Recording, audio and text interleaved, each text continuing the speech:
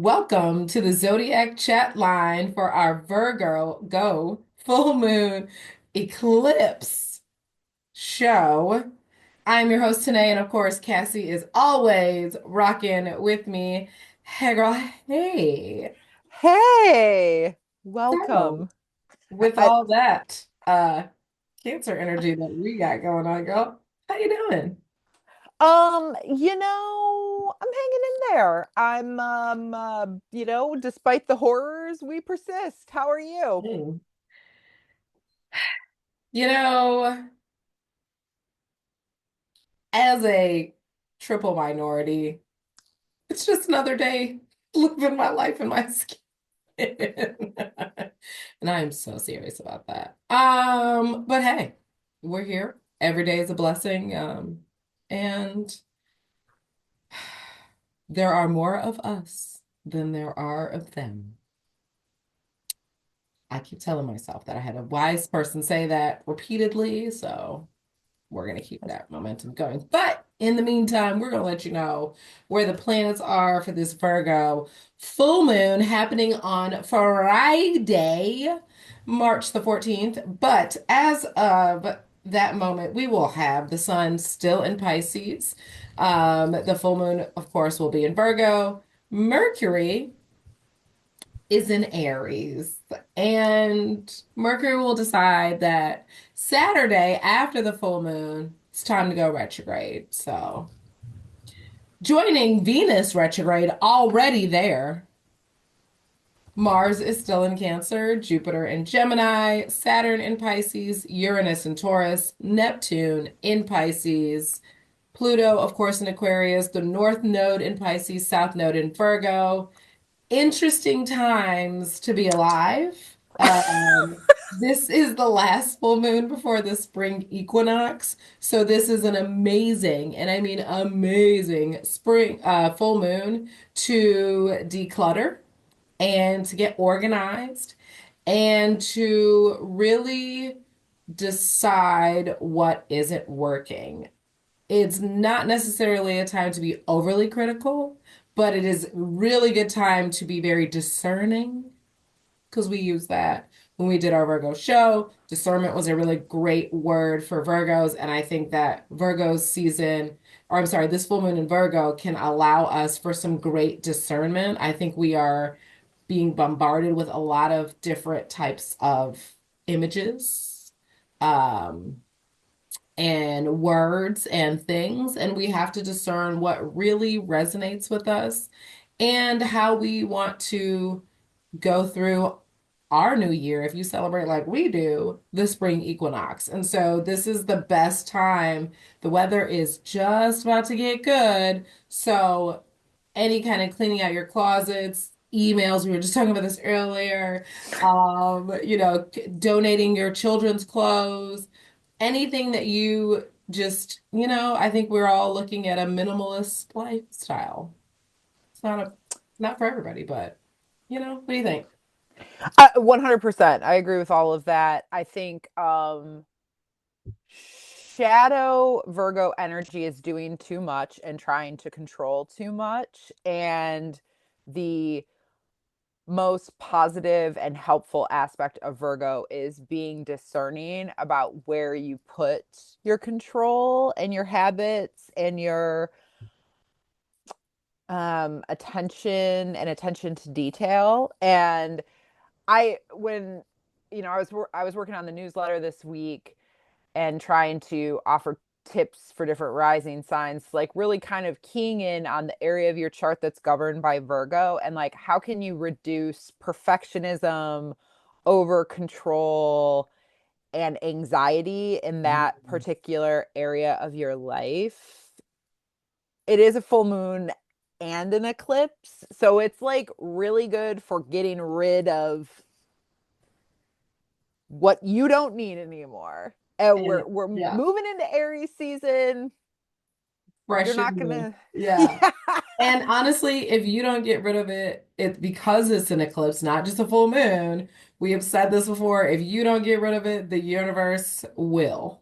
Yeah. So, I mean, we all have free will, but It's up to you whether you're going to use it or not. Um, I do want everybody to understand that this is also happening on the North and South node. So the North node is currently in Pisces, the South node is in Virgo. So this full moon eclipse, like, and the South node is stuff that we're supposed to leave behind. It is like somewhat of a shadow self, I think, when you think of the South node, because it's Hmm. that you did come into this lifetime with that experiences and with those lessons and tools, but they're not actually going to help you get to the Pisces. And you have to, let loose a little. Yeah. You You're know, you're you're growing away from that, yeah, not toward it. yeah. So Just the act opposite for me. accordingly. So, you know. We'll see how the full moon goes. I Yeah. And as you brought up, Venus is already in retrograde in Aries. Mercury, the very next day, is going to station retrograde in Aries. This is a retrograde periods are times to look inward. What do I control? What is working for me? What is not working for me? And how can I move forward knowing what I know? And I think sometimes it can be confusing when you like know something isn't working, but you're not exactly sure why or how, like what is fueling that. And Virgo is ruled by Mercury, which is the planet of communication. It governs writing and speaking. And I think, you know, I'm always a big proponent of journaling and writing, but like trying something like even automatic writing where you're just like, you have no particular intention with it and you just like force your hand to kind of move and wait till it starts to form words, like meditation, guided meditation, anything like that that can help you find a path for your thoughts or kind of channel that some way, I think could be really useful during this full moon. Yeah, I think that a lot of the noise is going to be louder. I don't think this is going to be a full moon where the internal things are quiet about how they feel about things. I definitely think that if it has been brewing for quite some time, especially we go back to the Virgo new moon, this has been brewing. You can't help it. Like, you know, it's going to erupt. It could. I mean, it could very well be. Aries is not the most patient sign, and it's not the most chill. So there's just a lot of interesting dualities going on with internal conflict. So there is a way to balance it out, but I think you have to get to the core and the root, and it may not be pretty. And I think that a lot of us want it to be roses and delicate and really pretty. And, right now we are in the middle of some messy shit. And even our own stuff, I think, is quite messy. I think a lot of it is really coming up. And we need to determine where we're going to declutter, what we're going to do for call to action, and really take into account that a lot of us that are Gen Xers and millennials are moving from descendants into ancestors and using our future and what we're doing in the next 20, 30, 40 years what are we going to leave for our descendants? What are we going to leave for the people behind us, the children behind us? Because at this point, we already saw what we got left. And the 90s was great, y'all, but I don't know. It has not been lit since then, though. It was the 90s. And if you was a kid in the 90s, you know what I'm talking about, okay? Music was bumping, clothes was bumping, the culture was top tier, and here we are. So, We fixed the hole in the ozone layer. We were making things happen. well, that's all I gotta say about that. But also, in addition to that, this is a lot of inner work because towards the end of last year, Mars went retrograde, which is a personal planet.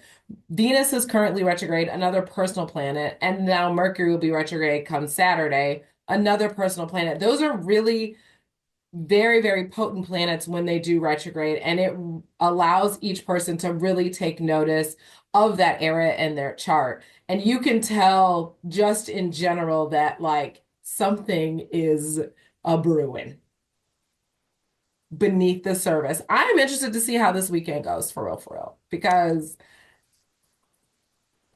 we've had a lot of large, interesting events and revelations come through on some full moons and eclipses. So, Yeah. Yeah. you know what I Yeah. mean? It's hasn't been I do. quiet. And it's been like, girl, what? No. Watch the pearls. Um, And I think it's really interesting, like going back to your point about all these personal planets forcing us to look inward and really do inward work. That is preparing us for these very big shifts that are happening at a collective level. We hmm. already had arguably, well, certainly the rarest one, which is a Pluto shift into Aquarius, but we're also going to see Neptune, Uranus, and Saturn all change positions this year. And not in a subtle kind of way. Like you and I have talked about this before.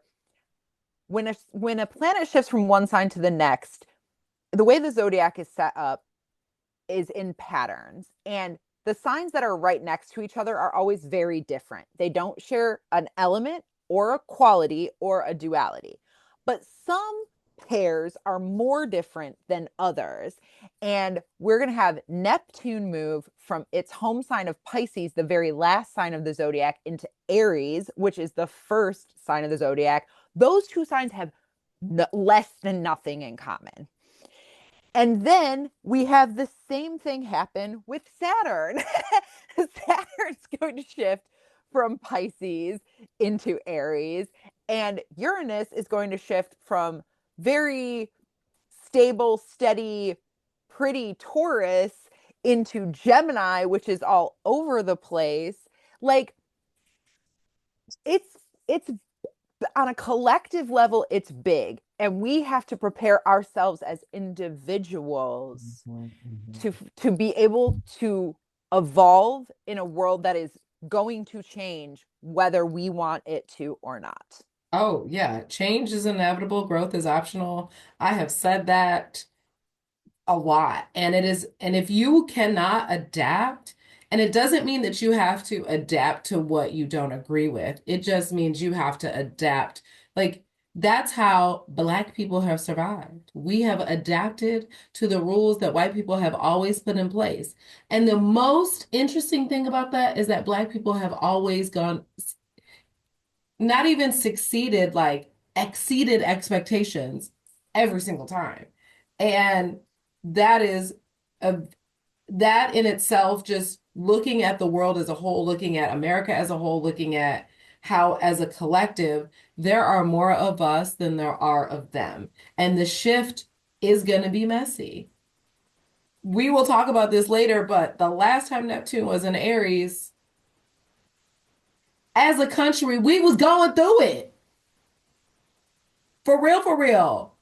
North or South. That's all I'm gonna say. If you won't know, you need to get some history books. Yeah, Google it. We'll talk about it next show. But But like Cassie said, these are large collective changes, and we are watching it happen.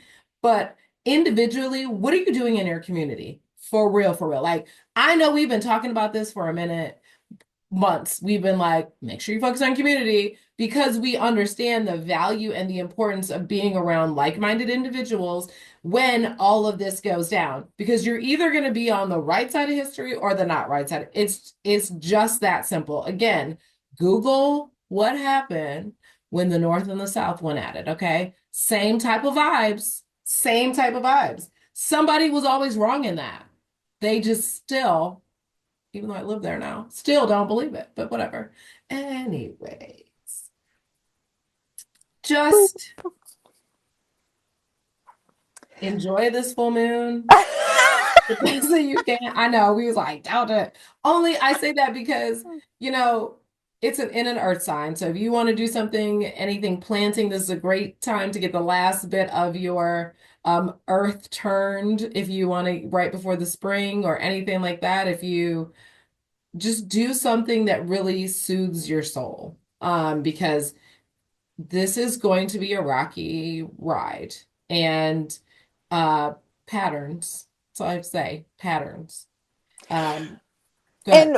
And no. I agree with that. And I think it's I follow, a lot of different astrology peeps. I'm interested to hear like you always want to know like are other people seeing the same stuff you're kind of seeing and whatever. And I follow a creator who goes by Queer Cosmos on all of his socials, and he's very cool, and I think also a licensed therapist, so it's kind of an interesting combination of energy there. And one thing that he brought up is like the importance of not trying to scare people about the quite wackadoo astrology that is coming our way, but thinking about astrology as one of many tools we have to help us think about how we can cope with and face situations that are unknown. Mhm. And I've long thought that at its best, astrology is just an incredible tool for interrogating yourself, for spotting your own patterns and changing the ones you don't like and embracing the ones that are useful. And even if you can't change the ones you don't like, embracing the parts of them that are good and being able to look at both sides of anything and realize there's a way to lean into, the light Yeah. aspect of it versus the shadow. Yeah. And I think for all of us between now and the new moon in Aries, really diving into yourself and what are you comfortable with, who do you know in your neighborhood and around you that you can speak with and build a little bit of connection with? How can you rekindle the connections with people you're close with, even if they're not physically close to you? And what are the best tools in your toolkit to keep you feeling anchored and grounded when things Mhm. around you are unpredictable? And astrology can be Yeah. a very useful tool for that stuff. So, I never have thought, I like that he said that. I never like to think of astrology as good and bad. People are always like, oh, is that a good place or a bad place? I'm always like, some are easier than others. yeah. Nobody, I mean, you learn that, having your moon in Cancer, while it's a great placement, it's overwhelming sometimes. Yeah. You know what I mean? Like, Yeah. get Yes, the I do. work. I mean, I'm just saying, like, you might know a Yeah. little bit, so a little No. something, but I think that's right. Like, and I never say any of this to scare you. It's just like a very real thing. We are living in real times, and our realities are vastly different from other people's, but they still exist. And the biggest part of this is we love community. Community is what helps most civilizations thrive, is community. It's not, I think COVID, again, we've said this before, put us on a whole nother timeline of life and made it a little easier to be disconnected from your community. And, online community I think is good, but the reality is like if we don't have the internet, you have to be able to go outside, talk to like if something you want to be able to talk to your neighbors, where your local people are. Um, but Cassie said it best. She said, "This is Virgo full moon, right? You are not going to be perfect, but you might as well be bold. So, whatever you want to be bold with, I say come Aries season, it's ready to do that. But this is a good time to work on your communication skills. I think so. Mhm. Hmm. Hmm. Understand what you really, truly value and love, um, and not so much in a selfish way, in a me way. It's got to be a little bit broader than that. I mean, it may strike you in that way because it is, you, but, let's look around. And with that, oh, sorry, go ahead. Nope. And with End that, it there. okay. It is March. It is Women's History Month. We did have Women's International Day last week. So we decided to do the signs as women in history. They could be dead or alive. Let's just note that. And we are switching it up. So Cassie will be air and fire, y'all. Yes. I'll be earth and water. We'll see how this goes. Yes. So my iconic Aries woman in history is a civil rights activist, an author, a poet.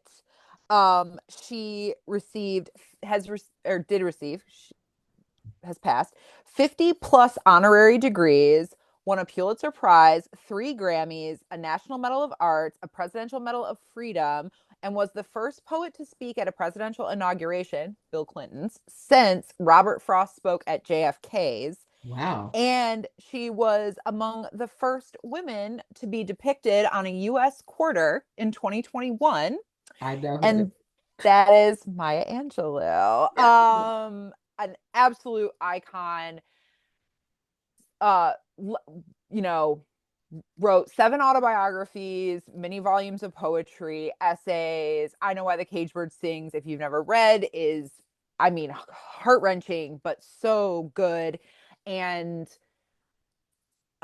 a very emblematic Aries in the respect that she was certainly not the first Black female author to be her full authentic self on the page, but embraced it and was so straightforward with some of these really dark experiences that women, and especially Black women, were conditioned not to speak publicly about, that it really opened the doors for other authors to do the same. And yes, Maya Love Angelou. it. Celebration. Okay. Okay. My Taurus woman in history is still alive, and we love that. Because she has been in basketball most of my life that I can remember. She played college at the University of Virginia. She was on one of the inaugural WNBA teams, the Charlotte Sting. She was also in the Olympics. She's currently the University of South Carolina's women's basketball coach who has just won their third in a row SEC championship. She's also last year's national champion for the whole women's. Let's just put that on there. But we love Dawn Staley around here. Um, Philly native. She has built an incredible basketball program, and I've kind of watched a lot of clips of her and people hating on her because she has all these McDonald's All-Americans, and she's just like, just because I have them doesn't mean they're going to be good. And she said, we don't just build relationships with the students, we build relationships with their families. And she doesn't take any student whose family isn't supportive. And I respect that so much because how do you continue to nurture them and drive them in school if they don't have that same support at home? So, Don Staley, hope you get that #1 ranking because y'all earned it and you win the championship again because you have just changed the entire game for women's college basketball for coaching. People want to be you. 100%. Love it. All right, so Gemini. Oh, Um, my Gemini pick is the first Black woman to star in a major motion picture in 1927. She was a singer, a dancer, an actress, a civil rights activist, and a motherfucking French resistance fighter against the motherfucking Nazis, y'all, when we still fought Nazis, okay? She sheltered resistance fighters and Jewish refugees in her French estate during World War II. Her estate served as a center for the resistance during World War II. She was the only female speaker at the March on Washington, and she is the legendary Josephine Baker. Um, Also, just like literally, like, not the point at all, but one of the most gorgeous women to ever live. Like, the face card. Never. Yeah, just that was, especially in the 20s. Oh my God. Crazy. But the fucking stories about her as a like full on spy during World War II, legendary. Would be a Gemini. Okay, Right. so my Cancer was one of the women that founded the NAACP and the Colored Women's League. I did realize a lot of the women that I was looking up in history, civil rights for Black women at that time, there were a lot of women getting educations and really trying to push civil rights forward. This is Miss Ida B. Wells. Um, just really, really pushed the beginning rights. Like she was really at the beginning of the civil rights movement. And I know we hear about, not to discredit any other ones beyond that, but there was a lot of unsung heroes that don't get as much um historical time as they should. So Ida B. Wells. Yes. Yeah. Hell yes. Cancer. I love that Yes. for her. And me. Love to have a good Cancer she-roe. All right. So first of all, I totally dropped the ball that I was going to choose Maxine Waters as my Leo pick, and for whatever reason did not. So love you, Maxine Waters, as well. Um, but the Leo I did end up picking was the first woman to run a major television studio. She's an actress, a comedian, a producer, an executive, one of Time's most influential women of the 20th century, a TV Hall of Fame inductee, a Kennedy Center honoree, and a gay rights activist, Lucille Ball. Um, Also one of my personal faves growing up, just all around iconic, funny woman. There's a great clip that's kind of made its way around the internet lately, from I forget who the some schmuck. She was on some guy's TV show, and he was taking questions from the female, mostly primarily female audience, and to ask to Lucille Ball, and he kept like putting his arm on their lower back and like whatever, and she was like, stop touching her," just like calling him out on his own show. Love, love that. Because we Love should that. all the Yes. time. Leo, So classic. my Virgo made absolute history when she was a small child. She was the first Black child to go to an all-white school. And that is Ruby Bridges. She is still alive, so just remember, it wasn't that long ago. She's not even that old. That's what I'm saying. Like, it's crazy. I didn't know she was a Virgo. Yeah. Fascinating. So my Libra is the only tennis player ever to have a career Grand Slam in singles and doubles. She has won 23 major women's singles titles, which is the most in the modern tennis era, called like the Open era or whatever. She's won the most prize money of any tennis player ever in the history of the world. She's described by Roger Federer and John McEnroe and Andy Murray as the greatest tennis player of all time, male or female. The highest earning female athlete of all time, the most tweeted about female athlete of all time, and her sister Venus have been largely credited with bringing more diversity to the sport of tennis. Of course, I am speaking of Serena Williams. And a fucking Super Bowl halftime performer as of this year, just adding on Also, she is accomplishments. also a new owner in the new expansion team for the women's WNBA, the Toronto Tempo. Yes, girl. No shit. Good for Listen. her. Fuck yes. All Yes. right, we're gonna run through these last couple. Scorpio, first Black woman to achieve EGOT status. She is to me the greatest of all time, just because, of course, that is Whoopi Goldberg. If you haven't seen her one woman show comedy, check it out. It's amazing. Of course, she's the host of The View, Ghost. I mean, Whoopi Goldberg is just Whoopi Goldberg. She will always and forever be that.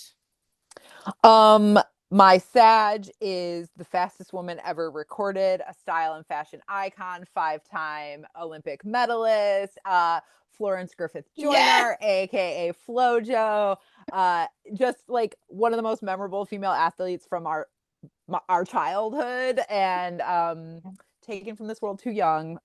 Yes, Flojo, queen. Capricorn, of course, Harlem Renaissance writer. Their eyes are watching God. Zora Neale Hurston. That lady, she gonna hit you right here with that writing to the Yeah, core. Love so, her. so good. My Aquarius, the first Black woman, first Indigenous American to hold a pilot's license, the earliest known Black person to hold an international pilot's license. Um, Also honored on an American quarter, introduced into the National Women's Hall of Fame. She has a mountain on Pluto named after her, and it's credited by many subsequent Black engineers, pilots, astronauts as being an inspiration to their career, and that is Bessie Coleman. A, we love a good Aquarius pilot. I just love And that she has a mountain named on Pluto after her. That is the most that, Aquarius thing to oh, ever Aquarius. before Aquarius is with Aquarius. Right. Uh, so lastly for the Pisces, I went with the woman that they credited as a singer of the Civil Rights Movement. This lady has just her voice. She, I do remember her telling a story about somebody was trying to pay her and she had a gun and she said, I need my money. We are talking about none other than Nina Simone. That's not why you should remember her. But Nina Simone, we love you, girl. Pisces, the voice, hauntingly good. Mm-hmm. But we want to thank everybody for joining us. Find us on all the stuff. We got a chat line, we got a newsletter, we're on Blue Sky, we're on IG. Check us out. The links will be somewhere you can find them. Yeah. Text us 313-416-9541. You got a question? We maybe have an answer. We'll at Listen. least talk about it. And finally, before we get out of here, Herbcrafter's Tarot. Why? Because it's really earthy. Super cool. This is the back. You can see the Mm. front. Everything has all kinds of herbs. What I like about this deck is each element is it's like elemental numbers. It's actually a really good deck. It's not just regular tarot. It does go into depth about each element has its own reasons why certain things are fire, reason why certain things are air. Even the aces, like that's the beginning. So some of these things are weeds, just different things like that. Hmm. Whenever you're ready, we're gonna knock this out. All right. Shazam. You said Shazam. Shazam. Ooh, interesting. Why did we get that? You want to know what this is, Cassie? Sure. Eucina, the Hermit. For those of Oh. you who don't know, the Hermit is Virgo's card in the tarot. Okay. Little on the nose, but we'll take it. I love it. All right. So the lovely thing about this tarot is it does give you like a little brief, I don't know how well you can see that, but a brief Oh, yeah. overview of everything. It gives you a little, things you can do at the beginning. So withdraw into sacred solitude, gather treasures from the darkness, and merge with the light. A wreath of Eusnia lies on a bed of fresh snow.